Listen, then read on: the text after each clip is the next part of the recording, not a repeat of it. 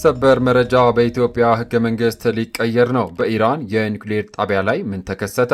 በአገራችን መጻኢ ዕድል ላይ ትልቅ ተጽዕኖ ያለው አዲስ ፍንጭ በጠቅላይ ሚኒስትሩ መደመጡ የፖለቲካው መድረክ አግሏል። ይህ በእንዲህ እንዳለ የአውሮፓ ህብረት በባሕረ ሰላጤው ላይ የበረራ እገዳ በጣለበት ወቅት በኢራን የሲቪል ኒውክሌር ጣቢያ ከተማ ላይ ተከታታይ ፍንዳታዎች ተሰምተዋል። የእስራኤሉ ጠቅላይ ሚኒስትር ቤንጃሚን ኔታንያሁ ሁለት እጥፍ ጠንካራ ምላሽ ያሉትስ ማንን ለመምታት ነው? ከህገ መንግስቱ መለወጥ ጀርባ ያለው እውነተኛ ሚስጥር ምንድን ነው? በዝርዝር መረጃው ወደ እናንተ ይደርሳል። ሰላም ጤና በያላችሁበት ይሁን። ቪዲዮን ላይክ እናም የዩቲዩብ ቻናሌን ሰብስክራይብ በማድረግ ቤተሰብ ይሁኑ። እስከ መጨረሻ አብራችሁን ቆዩ። ወደ ዝርዝር መረጃዎቹ እንለፍ።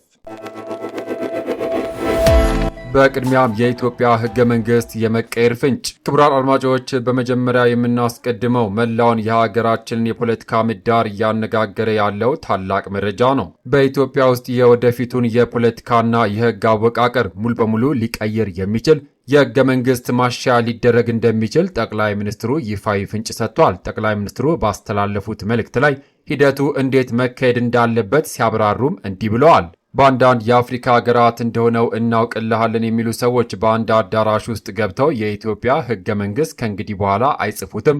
የኢትዮጵያ ህገ መንግስት የሚጻፈው በእያንዳንዱ ኢትዮጵያዊ በድምፅ ውሳኔ ነው። እኛ አንችልም፣ እነሱም አይችሉም። ሀሳባችንን ለህዝቡ እናቀርባለን። ህዝባችን በወሰነው ውሳኔ ሁላችንም እንገዛለን በማለት የመቀየር ሂደቱ በሙሉ በኢትዮጵያ ህዝብ ቀጥተኛ የድምፅ ውሳኔ ብቻ እንደሚወሰን አጽንኦት ሰጥተው ገልጸዋል። የንግግር በቀጣይ ሀገሪቱ ልትከተለው ስለምትችለው አዲስ የፖለቲካ ምዕራፍ ትልቅ ማሳያ ተደርጎ እየተወሰደም ይገኛል። ክቡራን አድማጮች፣ ይህ በአገር ውስጥ ያለው ታላቅ የህግና የፖለቲካ ፍንጭ እንዳለ ሆነው ወደ ዓለም አቀፍ መድረክ ስንሻገር ደግሞ መላውን ዓለም ያስደነገጠ ሌላ ታላቅ ቀውስ ተከስቷል። የአውሮፓ አየር መንገዶች እገዳና የሆርሙዝ መዘጋት። ወደሚቀጥለው ሰበር መረጃችን ስናልፍ በዓለም አቀፍ ደረጃ የአየር ትራንስፖርት ደህንነትን ሙሉ በሙሉ ስጋት ላይ የጣለ ድንገተኛ መግለጫ ወጥቷል። የአውሮፓ ህብረት የአየር ትራንስፖርት ደህንነት ተቋም አየር መንገዶች ውጥረት በአዲስ መልክ ባገረሸበት በፋርስ ባሕረ ሰላጤ አካባቢ ባሉ አገራትና የባህር ክልሎች ላይ ከዚህ በኋላ እንዳይበሩ በጥብቅ አስጠንቅቋል። በአሜሪካና በኢራን መካከል እየተካሄደ ባለው ተከታታይ ስልታዊ ጥቃት ሳቢያ ጋብ ብሎ የነበረው ፍጥጫ ዳግም ከተባባሰ በኋላ ወሳኙ የባህር ላይ መተላለፊያ የሆርሙዝ ወሽመጥ ሙሉ በሙሉ መዘጋቱ ተረጋግጧል። አሁን ደግሞ የባህር ላይ ቀውሱ ወደ አየር ክልል ተሸጋግሯል። የአውሮፓ የአየር ትራንስፖርት ደህንነት ተቋም የመጓጓዣ አውሮፕላኖች በባህሬን ቦክስ፣ በኩዌት፣ በኳታር፣ በአረብ ኤሚሬት እንዲሁም በጠቅላላው የባሕረ ሰላጤው ሰማይ ላይ እንዳይበሩ ወሳኝ እገዳ አስተላልፏል። ተቋሙ እንዳለው ከሆነ በአሁን ሰዓት በቀጠናው ያለው ተገማች ያልሆነ ወታደራዊ ሁኔታ ጥቅም ላይ እየዋሉ ያሉ ሚሳኤሎች፣ ድሮኖች፣ ተዋጊ አውሮፕላኖችና የአየር መከላከያ ስርዓቶች በአንድ ላይ ተዳምረው በሲቪል በረራዎች ላይ ከፍተኛ አደጋን ደቅነዋል። ይህ ማስጠንቀቂያ ለ2 ሳምንታት ሙሉ የሚቆይም ሲሆን ተቋሙ ሁኔታውን በቅርበት እንደሚከታተል አስታውቋል። ክቡራን አድማጮች፣ የአየር እገዳ በተጣለበት በዚያ ቅጽበት በምድር ላይ ደግሞ የኢራን ስልታዊ የኒውክሌር ከተሞች ድንገተኛ ፍንዳታን አስተናግደዋል። መርከቦችም ጥቃት ሰለባ ሆነዋል። የሚቀጥለው መረጃችን በዚህ ጉዳይ ነው።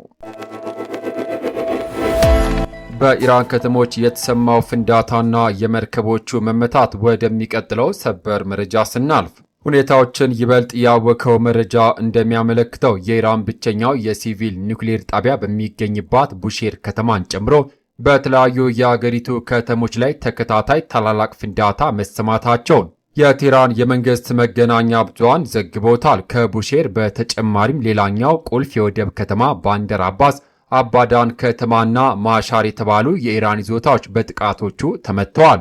የኢራን መገናኛ ብዙሃን ዘገባ እንደሚያሳየው ከሆነ የኒውክሌር ጣቢያ በሚገኝባት ቡሼር ከተማ ውስጥ ብቻ በ4 የተለያዩ ቦታዎች ላይ ድንገተኛ ጥቃት ተፈጽሟል። የግዛቱ ምክትል ገዢ ኢሳን ጃሃኒአን ለመንግስታዊ የዜና ወኪል ኢርና በሰጡት መግለጫ በከተማው የሚገኙ የተለያዩ አካባቢዎች በጠላት ተኳሾች ተመትተዋል በማለት ጥቃቱን አረጋግጠዋል። ይህ በእንዲህ እንዳለ እነዚህ ፍንዳታዎች የተሰሙት በኦማን ባህር ዳርቻ ላይ አንድ ታላቅ ነዳጅ ጫኝ መርከብ ባልታወቀ የውጭ መሳሪያ መመታቱ ከተገለጸ በኋላ ነው። ስቶልት ማግኒዚየም የተባለው ይህ ግዙፍ ነዳጅ ጫኝ መርከብ የተመታው በአረቢያን ባህር ላይ እየተጓዘ በነበረበት ሰዓት ሲሆን በጥቃቱ የመርከቡ የሞተር ክፍል እሳት ቢያያዝም እንደ ድል ሆኖ የተጎዳ ሰው የለም። በሌላ በኩል ኢራን በኩሏ በሆርሙዝ ወሽመጥ ሲጓዙ የነበሩ 2 የነዳጅ ጫኝ መርከቦችን መምታቷን በይፋ አምናለች። በዚህ ጥቃት አንድ ህንዳዊ ባህርተኛ ሕይወቱ ማለፉን ያስታወቀው የተባበሩት አረብ ኤሚሬቶች መከላከያ ሚኒስቴር የኢራን ድርጊት ድፍረት የተሞላበት ሲል በከባዱ አውግዞታል። የፍንዳታ በኢራን ምድር ላይ በተከሰተ ማግስት ከእስራኤል በኩል የተሰማው ይፋዊ ምላሽ ውጥረቱን ፍጹም ወደማይመለስበት ጫፍ አሸጋግሮታል። ጠቅላይ ሚኒስትር ቤንጃሚን ኔታንያሁ ታሪካዊ ማስጠንቀቂያ ሰጥተዋል። ቀጣዩ መረጃችን በዚህ ጉዳይ ነው። የኔታንያሁ የሁለት እጥፍ ጠንካራ ማስጠንቀቂያ። ወደሚቀጥለው ሰበር መረጃችን ስናልፍ ከወደ እስራኤል በኩል የተሰማው መረጃ እጅግ መላውን ዓለም ያስደነገጠ ሆኗል። ጠቅላይ ሚኒስትር ቤንጃሚን ኔታንያሁ የእስራኤሉ ጠቅላይ ሚኒስትር ቤንጃሚን ኔታንያሁ የኢራን መሪዎችን አጥብቀው ያስጠነቀቁ ሲሆን በእስራኤል ላይ የሚሰነዘር ማንኛውም አይነት አዲስ ጥቃት ከበፊቱ በብዙ እጥፍ የጠና ታላቅ ምላሽ እንደሚያስከትል ተናግሯል። ኔታንያሁ በኔጊቭ ከተማ ዲሞና በተካሄደው ትልቅ ኮንፈረንስ ላይ ተገኝተው ባደረጉት ንግግር ለቴህራን መሪዎች ቀጥተኛ መልእክት አስተላልፈዋል። እኛን ካጠቁን በቀጠናው መረጋጋት እንደሚኖር ፍጹም አትመኑ። ይህ ነገር ተደጋጋሚ እንደሚሆንም አትመኑ፣ ምክንያቱም ከእንግዲህ ተደጋጋሚ አይሆንም። የመጨረሻው እርምጃችን በቂ ኃይለኛ ነበር። ይህ አዲሱ ግን ፍጹም የተለየና የበለጠ ኃይለኛ ይሆናል ካሉም በኋላ እስራኤል የደረሰባትን ጥቃት 2 እጥፍ አድርጋ ጠንካራ ምላሽ ሳትሰጥ ዝም የምትልበት ያ የቆየው ዘመን አሁን ላይ በይፋ ማክተሙን በጽኑ አውጀዋል። ክቡራትና ክቡራን የተከበራችሁ የዩቲዩብ ቻናል ቤተሰቦች ጠቅላይ ሚኒስትር ዶክተር አብይ አህመድ የኢትዮጵያ ሕገ መንግሥት አስመልክቶ የሰጡት ወሳኝ ፍንጭና በባሕረ ሰላጤው ሰማይ ላይ የተጣለው የአውሮፓ አየር መንገዶች እገዳ እንዲሁም በኢራን የኒውክሌር ከተማ ላይ የተሰሙት ፍንዳታዎች መላውን ዓለም እያነጋገሩ ይገኛሉ። ለመሆኑ ጠቅላይ ሚኒስትሩ ስለ ሕገ መንግሥቱ መቀየር የሰጡትን ታሪካዊ ንግግር እንዴት ትመለከቱታላችሁ?